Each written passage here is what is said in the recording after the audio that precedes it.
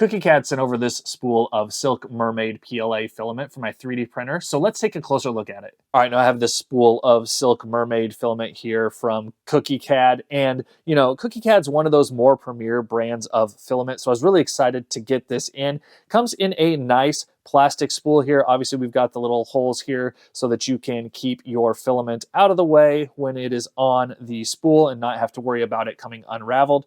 We've got a sticker here on the side giving us some information regarding what the filament is.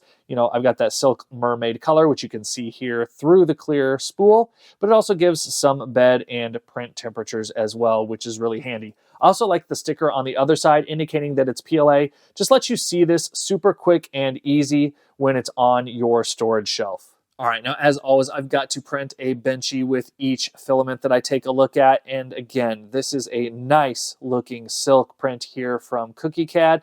Now, we're not gonna really get too much of a color shift with such a small print, but just a really nice glossy look from this filament. And even on the typical hull line area, just really not seeing anything here. And I really like the quality that I was able to get out of this filament from Cookiecad. But let's go ahead and take a look at another print, a little bigger, and we will see some of that color shift. All right, we got the Quackadile here, and you can just see how nice and glossy and shiny this silk filament from Cookiecad is.